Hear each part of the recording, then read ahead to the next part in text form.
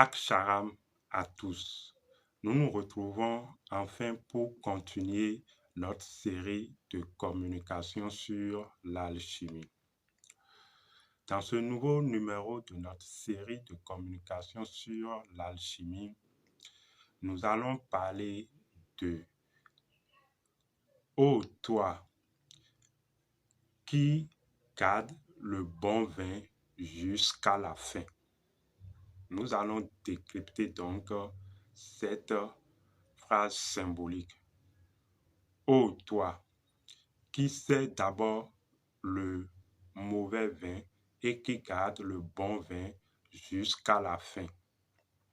Je suis sûr que cette phrase parle déjà à beaucoup de personnes.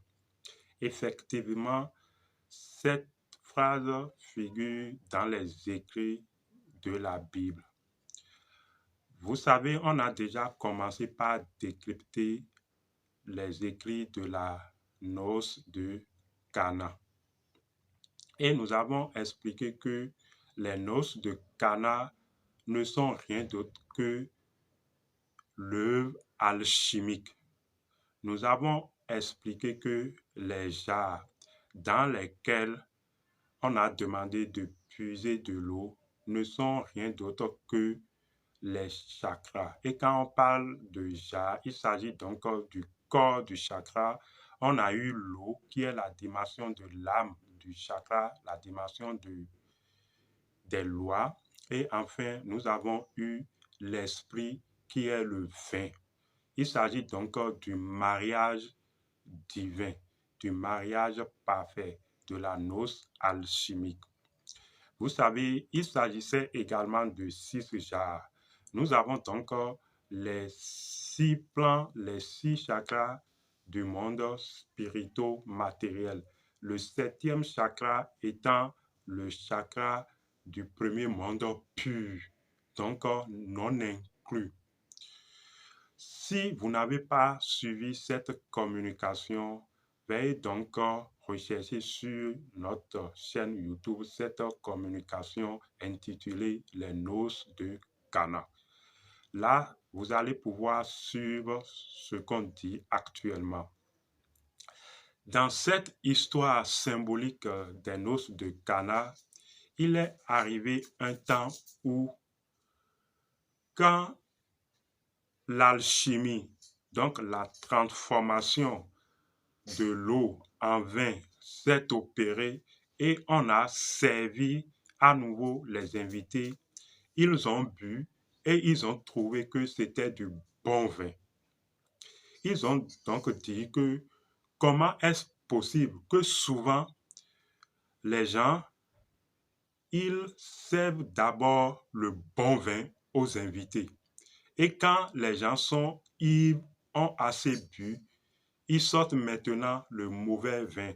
Mais comment se fait-il que à cette festivité, la personne a gardé le bon vin jusqu'à la fin?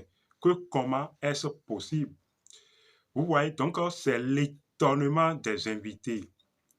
Mais dans la communication passée sur les noces de Cana, nous avons signifié que les invités ne sont rien d'autre que des forces, des entités de la matrice naturelle, de la matrice. Et nous avons indiqué que la matrice n'est rien d'autre que le vagin. Vous voyez, nous sommes tous issus du vagin. Nous sommes tous des enfants du vagin. La matrice n'est rien d'autre que le vagin. Donc, tenez-vous bien, tous ceux qui étaient là comme invités ne se retrouvaient qu'à un seul lieu. Il s'agit du vagin. Ils étaient tous dans le vagin, dans la matrice naturelle. C'est d'ailleurs pourquoi nous l'avons expliqué également que c'est la maman du Maître Jésus qui vient voir donc le Maître et lui dit « ils n'ont plus de vin ». Donc, à un moment donné, quand vous êtes en train de faire l'opération alchimique dans la matrice vaginale, à un moment donné, c'est donc la matrice vaginale représenté ici par la maman qui réagit et qui vous dit ça est. Nous l'avons expliqué également. Ce qui nous tient dans cette présente communication, c'est ô toi qui garde le bon vin jusqu'à la fin. Que les bénédictions soient, nous avons été coupés. Je disais donc que la partie qui nous intéresse, c'est ô toi qui conserve le bon vin jusqu'à la fin. Nous sommes tous des divins. Le divin, c'est le vin de Dieu. Un peu comme l'Esprit de Dieu planait sur les eaux, ainsi le vin de Dieu planait sur les eaux, parce que le vin est représentatif de l'Esprit. Le vin sur les eaux, l'Esprit sur les eaux, illumine et transforme les couches successives de la matière que représentent les eaux. Vous voyez, c'est pourquoi alors l'Esprit, le masculin ou le soleil illumine sans cesse sa femme, l'âme, de ses rayons. C'est pourquoi l'âme ou la femme doit forcément suivre les directives du soleil, sans quoi la lune manque de rayons de soleil. Une lune qui ne bénéficie pas des rayons du soleil finit par perdre de son éclat. Donc, vous voyez que c'est l'esprit et la matière, le vin et l'eau.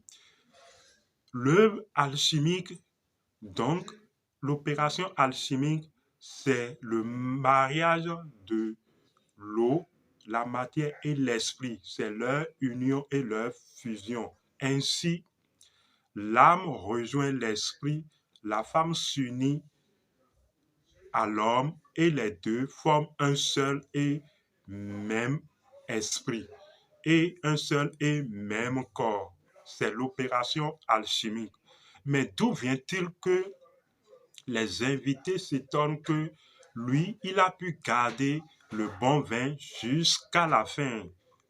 En vérité, je vous le dis.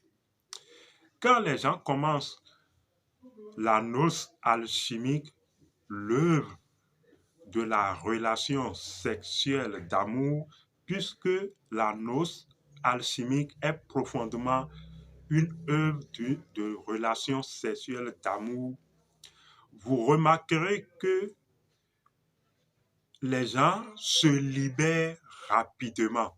Or, pour faire une opération alchimique, il faudrait chauffer d'abord la matière brute et attendre que la matière brute arrive à une certaine température pour pouvoir procéder à la distillation, c'est-à-dire séparer, voilà, l'essence de la forme brute.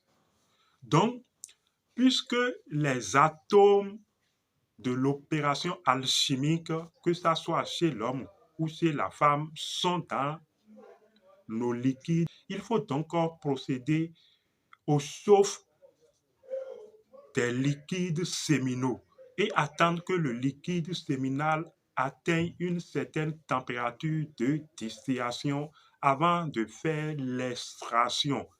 Vous voyez, donc c'est toute une opération alchimique. Mais souvent, qu'est-ce que les gens font? Les gens, ils servent le liquide séminal sous son aspect brut. Ils rejettent le liquide séminal sous son aspect brut. Donc, ils servent à l'entame un mauvais vin. Or, l'alchimiste, c'est celui qui suit l'opération alchimique. Il est patient.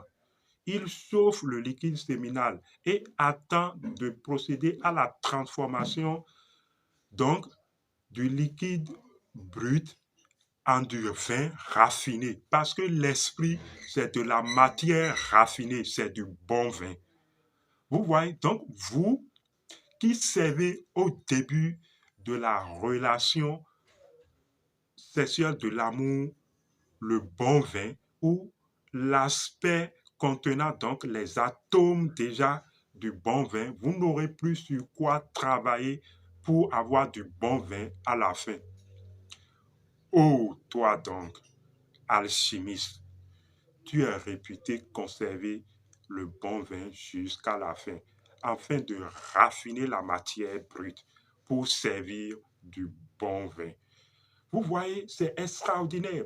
Et quand nous viendrons, ou un jour nous vous parlerons de la pratique des codes et des éléments représentatifs de la chose, si on veut procéder par exemple à un rituel, vous allez dire waouh. C'était Abish Adiboye, à la prochaine.